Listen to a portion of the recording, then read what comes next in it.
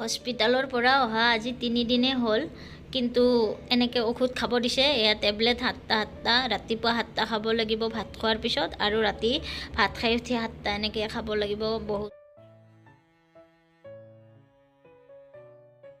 দুদিন দুৰাতি বহুত কষ্টেৰে হস্পিটালত কটালোঁ। তাৰপিছত আজি কিবাকৈ ৰিচাৰ্জ হ'ল। এয়া এম্বুলেঞ্চেৰে ঘৰত থৈ গৈছে আজি।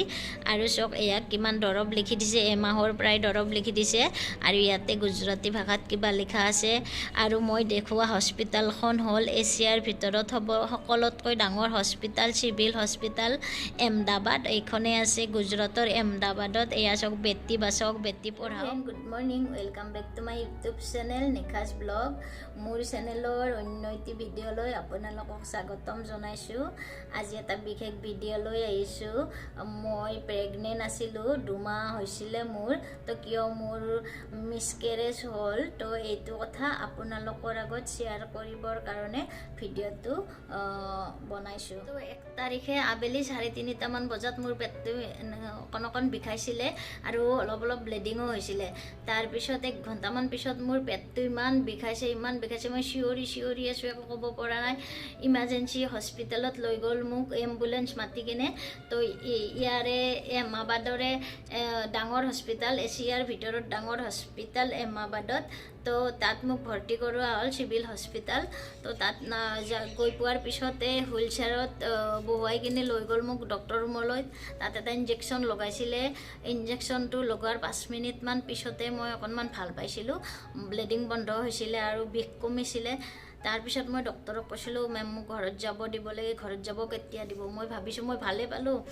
পিছত ডক্টৰে কৈছিলে, তুমি এনেকৈ ঘৰত যাব নোৱাৰিবা, ঘৰত গ'লে ৰিস্ক কোনে ল'ব, হঠাৎ যদি কিবা হৈ যায় কোনে চাব, তুমি ইয়াতে থাকিব লাগিব আজি।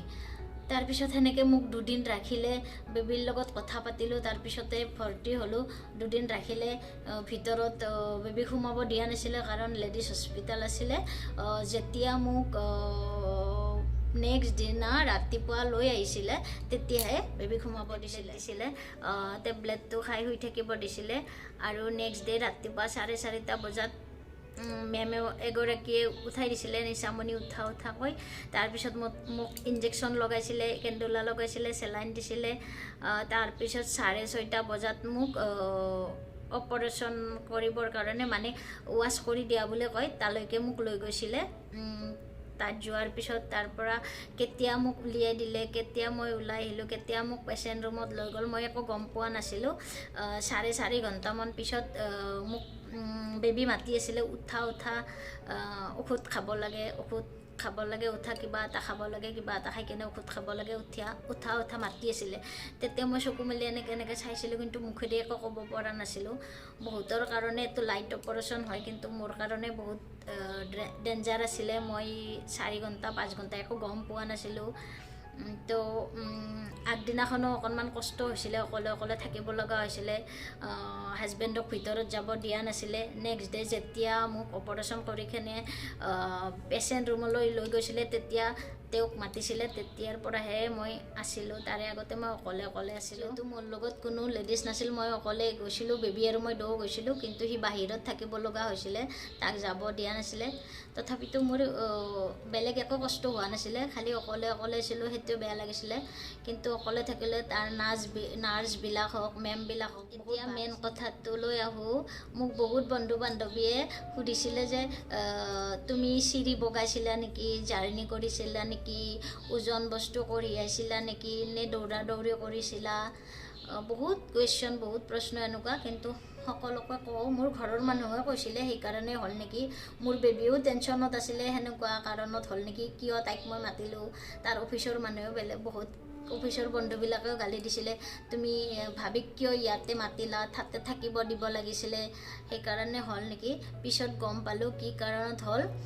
মই ওজন কঢ়িওৱা বা এনেকুৱা দৌৰা কৰা তেনেকুৱা একো কৰা নাছিলোঁ, বা চিৰি বগোৱা নাছিলোঁ, বা জাৰ্ণি কৰাৰ কাৰণে হোৱা নাই। ডক্টৰে কোৱা, মই ডক্টৰৰ লগত কথা পাতিছিলোঁ, কিয় এনেকুৱা হ'ল, কিয় মোৰ মিছকেৰেজ হ'ল। তো ডক্টৰে কৈছে যে বডি মোৰ প্ৰিপেয়াৰ নাছিলে এতিয়া বাচ্ছা জন্ম দিয়াৰ কাৰণে। আৰু গ্ৰুপৰ ডক্টৰকো বেবী সুধিছিলে, ভালকৈ কথা পাতিছিলে। তো ডক্টৰে কৈছে যে 30% মহিলাৰ এনেকুৱা হয়, ফাৰ্ষ্ট টাইম এনেকুৱা হয়। কিছুমানৰ 2 মাহত হয়, কিছুমানৰ 3 মাহত হয়, কিছুমানৰ 5 মাহত হয়, কিন্তু যিমান সোনকালে হয় ভাল।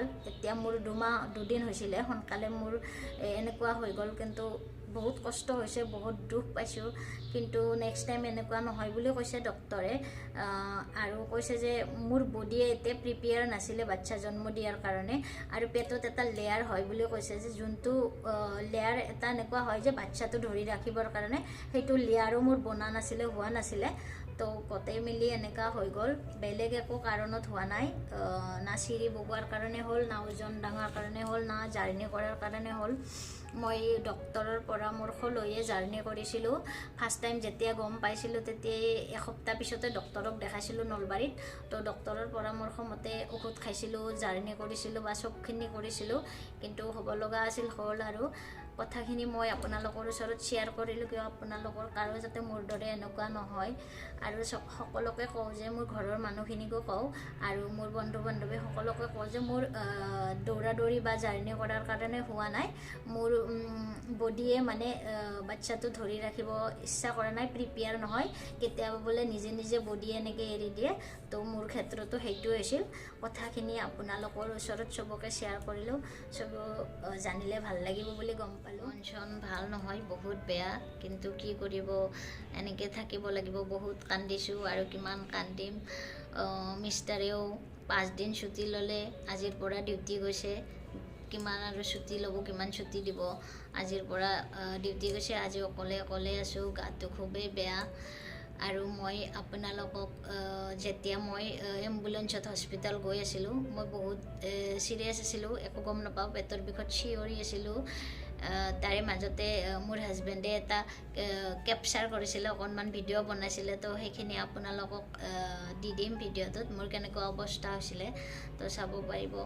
তো ভিডিঅ'টোৰ পৰা আপোনালোকক কিবা অকণমান হ'লেও জানিব পাৰিছে বুলি ভাল লাগিব।